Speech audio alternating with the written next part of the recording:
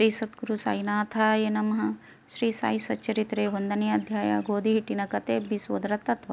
ಪೂರ್ವ ಸಂಪ್ರದಾಯಕ್ಕನುಸಾರವಾಗಿ ಶ್ರೀ ಹೇಮಾಡ ಪಂತರು ಶ್ರೀ ಸಾಯಿ ಸಚ್ಚರಿತ್ರೆಯನ್ನು ಅನೇಕ ವಿಧವಾದ ವಂದನೆಗಳಿಂದ ಆರಂಭಿಸುತ್ತಾರೆ. ಮೊದಲನೆಯದಾಗಿ ಶ್ರೀ ವಿನಾಯಕನಿಗೆ ವಂದನೆಗಳನ್ನು ಅರ್ಪಿಸುತ್ತಾ ಶ್ರೀ ಸಾಯಿ ಸಚ್ಚರಿತ್ರೆಯನ್ನು ಬರೆಯಲು ತೊಡಗಿರುವ ಈ ಕಾರ್ಯಕ್ಕೆ ಯಾವುದೇ ವಿಘ್ನ ಬಾರದಿರಲೆಂದು ಪ್ರಾರ್ಥಿಸಿ ಶ್ರೀ ಸಾಯಿಬಾಬಾ ಅವರೇ ಗಣಪತಿ ಎಂದು ಹೇಳಿರುತ್ತಾರೆ. ನಂತರ ಶ್ರೀ ಕೃತಿಯನ್ನು ರಚಿಸಲು ಸಾಕಷ್ಟು ಹುಮ್ಮಸ್ಸನ್ನು ನೀಡುವಂತೆ ಶ್ರೀ ಸರಸ್ವತಿ ಮಾತೆಯನ್ನು ಪ್ರಾರ್ಥಿಸಿ ಸಾಯಿಬಾಬಾ ಅವರು ಶ್ರೀ ಸರಸ್ವತಿಯಲ್ಲಿ ಐಕ್ಯರಾಗಿ ತಾವೇ ಸ್ವತಃ ತಮ್ಮ ಜೀವನ ಚರಿತ್ರೆಯನ್ನು ಆಡುತ್ತಿದ್ದಾರೆ ಎಂದು ಹೇಳಿರುತ್ತಾರೆ.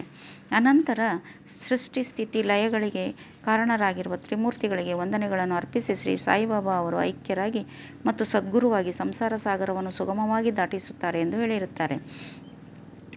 ಅವರ ಕುಲದೇವರಾದ ನಾರಾಯಣ ಆದಿನಾಥರಿಗೆ ವಂದನೆಗಳನ್ನು ಅರ್ಪಿಸುತ್ತಾರೆ. ತಾವು ಜನಿಸಿದ ಗೋತ್ರದ ಮೂಲ ಪುರುಷರಾದ ಭಾರದ್ವಾಜ ಮುನಿಗಳಿಗೆ ಮತ್ತು ಯಜ್ಞವಲ್ಕ, ಭೃಗು, ಪರಾಶರ, ನಾರದ, ವೇದವ್ಯಾಸ, ಸನಕ, ಸನಂದನ, ಸನತ್ಕುಮಾರ, ಶುಕ, ಸೌನಕ, ವಿಶ್ವಾಮಿತ್ರ, ವಾಲ್ಮೀಕಿ, ವಾಮದೇವ, ಜೈಮಿನಿ, ವೈಶಂಪಾಯ, ನವಯೋಗೀಂದ್ರ ಮುಂತಾದ ಮಹರ್ಷಿಗಳಿಗೂ ತಮ್ಮ ನವಯೋಗಿಗಳಾದ ನಿವೃತ್ತ, ಜ್ಞಾನದೇವ, ಮುಕ್ತಾಬಾಯಿ, ಜನಾರ್ದನ, ಏಕನಾಥ, ನಾಮದೇವ, ತುಕಾರಾಮ, ಕಹನ್ನ, ನರಹರಿ ಮೊದಲಾದವರಿಗೂ ಸಹ ವಂದನೆಗಳನ್ನು ಅರ್ಪಿಸುತ್ತಾರೆ. ತಮ್ಮ ಅಜ್ಜ ಸದಾಶಿವರಾವ, ಪಿತಾರಾಮ ರಘುನಾಥರಾವ್, ತಮ್ಮನ್ನು ಬಾಲ್ಯದಲ್ಲೇ ಬಿಟ್ಟು ಅಗಲಿದ ಮಾತಾರತ್ನ, ಸಾಕಿ ಸಲುಹಿದ ಅತ್ತೆ, ಪ್ರೀತಿಯ ಅಗ್ರಜರಿಗೆ ವಂದನೆಗಳನ್ನು ಅರ್ಪಿಸುತ್ತಾರೆ. ವಾಚಕ ಮಹಾಶಯರಿಗೂ ಸಹ ವಂದನೆ ಅರ್ಪಿಸಿ ಈ ಕಾರ್ಯಕ್ಕೆ ನಿಶ್ಚಲವಾದ ಗಮನ ಕೊಡುವಂತೆ ಪ್ರಾರ್ಥಿಸುತ್ತಾರೆ. ಕೊನೆಯದಾಗಿ ತಮ್ಮ ಏಕಮಾತ್ರ ರಕ್ಷಕರಾದ ಜಗವೆಂಬ ಮಾಯೆಯಿಂದ ವಿಮೋಚನೆ ಹೊಂದಿ ಬ್ರಹ್ಮಜ್ಞಾನವನ್ನು ಪಡೆಯಲು ಸಹಾಯಕರಾದ ಶ್ರೀ ದತ್ತಾತ್ರೇಯ ಅವತಾರ ರೂಪಿಯಾದ ಶ್ರೀ ಸಾಯಿನಾಥರಿಗೆ ವಂದನೆ ಅರ್ಪಿಸಿದ್ದಾರೆ. ಹಾಗೆಯೇ ಪರಮಾತ್ಮನು ವಾಸವಾಗಿರುವ ಸಕಲ ಜೀವರಾಶಿಗಳಿಗೂ ಸಹ ವಂದಿಸುತ್ತಿದ್ದಾರೆ. ಅನಂತರ ಪರಾಶರ, ವ್ಯಾಸ, ಶಾಂಡಿಲ್ಯ ಮೊದಲಾದವರು ಹೇಳಿದ ಭಕ್ತಿಯ ವಿವಿಧ ರೀತಿಗಳನ್ನು ಸಂಕ್ಷಿಪ್ತವಾಗಿ ವರ್ಣಿಸಿ ಲೇಖಕರು ಈ ಮುಂದಿನ ಕಥೆಗಳನ್ನು ಹೇಳಿದ್ದಾರೆ. ಸುಮಾರು 1910 ನಂತರ ಒಂದು ದಿನ ಪ್ರಾತಃಕಾಲ ಶ್ರೀ ಸಾಯಿಬಾಬಾ ಅವರ ದರ್ಶನ ಭಾಗ್ಯವನ್ನು ಪಡೆಯಲು ಶಿರಡಿಯಲ್ಲಿಯ ಮಸೀದಿಗೆ ಹೋದೆನು. ಆ ದಿನ ಈ ಕೆಳಕಂಡ ಅದ್ಭುತವಾದ ಚಮತ್ಕಾರವನ್ನು ಕಂಡು ದಿಗ್ಭ್ರಾಂತನಾದೆ. ಶ್ರೀ ಸಾಯಿಬಾಬಾ ತಮ್ಮ ಮುಖವನ್ನು ತೊಳೆದುಕೊಂಡು ಗೋಧಿಯನ್ನು ಬೀಸುವ ತಕ್ಕ ಸಿದ್ಧತೆಗಳನ್ನು ಮಾಡಿಕೊಂಡು ಇಡಿಯಾಗಿ ಗೋಧಿಯನ್ನು ಬೀಸುವ ಕಲ್ಲಿನೊಳಗೆ ಹಾಕಿ ಬೀಸುತ್ತಾ ಕುಳಿತರು. ಇವರು ಭಿಕ್ಷೆ ಬೇಡಿ ಜೀವಿಸುವವರು, ಹೀಗೇಕೆ ಗೋಧಿಯನ್ನು ಹಿಟ್ಟು ಮಾಡಿ ಕೂಡಿ ಹಾಕುತ್ತಿದ್ದಾರೆ ಎಂಬ ಭಾವನೆ ನನ್ನಲ್ಲಿಯೂ ಮೂಡಿತು. ಅಲ್ಲಿ ನೆರೆದಿದ್ದ ಅನೇಕರಲ್ಲಿಯೂ ಸಹ ಈ ಭಾವನೆ ಇತ್ತು. ಆದರೂ ಬಾಬಾ ಅವರನ್ನು ಕೇಳುವ ಧೈರ್ಯ ಯಾರಿಗೂ ಇರಲಿಲ್ಲ. ನಂತರ 4 ಜನ ಮಹಿಳೆಯರು ಧೈರ್ಯವಾಗಿ ಮುಂದೆ ಹೋಗಿ ಅವರನ್ನು ಎಬ್ಬಿಸಿ ಅವರ ಲೀಲೆಗಳನ್ನು ಹಾಡುತ್ತಾ ತಾವೇ ಬೀಸಲು ಕುಳಿತರು. ಮೊದಲು ಕೋಪಗೊಂಡು ನಂತರ ಅವರ ಪ್ರೀತಿ ಭಕ್ತಿ ವಾತ್ಸಲ್ಯಗಳಿಗೆ ಮನಸೋತು ಮುಗುಳುನಗೆ ಬೀರುತ್ತಾ ಕುಳಿತರು. ಅವರು ಬೀಸುತ್ತಾ, ಬಾಬಾ ಅವರಿಗೆ ಮನೆಯಾಗಲಿ, ಮಠವಾಗಲಿ, ಆಸ್ತಿಪಾಸ್ತಿಗಳಾಗಲಿ, ಮಕ್ಕಳು ಮರಿಗಳಾಗಲಿ ಇಲ್ಲ. ಜೋಪಾನ ಮಾಡಲು ಸಹ ಯಾರೂ ಇಲ್ಲ. ಭಿಕ್ಷಾಟನೆಯಿಂದ ಕಾಲ ನೂಕುತ್ತಿದ್ದಾರೆ. ರೊಟ್ಟಿ ಮಾಡಲು ಹಿಟ್ಟು ಬೇಕಾಗಿಲ್ಲ. ಇವರಿಗೇಕೆ ಇಷ್ಟೊಂದು ಹಿಟ್ಟು?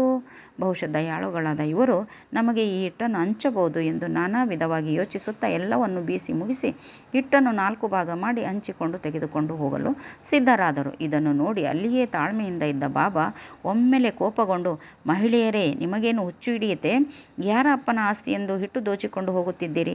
ನಾನೇನಾದರೂ ನಿಮ್ಮ ಮನೆಯಿಂದ ಗೋಧಿಯನ್ನು ಎರವಲವಾಗಿ ತಂದಿರುವೆನೆ? ಈಗ ಹಿಟ್ಟು ತೆಗೆದುಕೊಂಡು ಹಳ್ಳಿಯ ಗಡಿಯ ಸುತ್ತಲೂ ಒಗೆದು ಬನ್ನಿರಿ ಎಂದರು.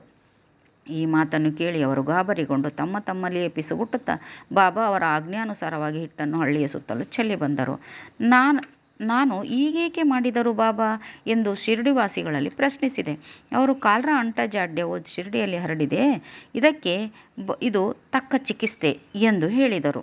ಕಾಲ್ರ ಕ್ರಿಮಿಗಳನ್ನು ಪುಡಿ ಮಾಡಿ ಹಳ್ಳಿಯಿಂದ ಆಚೆಗೆ ಚೆಲ್ಲಿದ್ದಾರೆ ಕೂಡ ಎಂದರು. ಇದರಿಂದ ಕಾಲ್ರ ಜಾಡ್ಯವು ಕಡಿಮೆಯಾಗಿ ಈಗ ಜನರು ಸುಖವಾಗಿರುತ್ತಾರೆ ಎಂದು ಕೂಡ ಹೇಳಿದರು. ಈ ವಿಷಯವನ್ನು ಕೇಳಿ ನಾನು ವಿಸ್ಮಯಗೊಂಡೆ.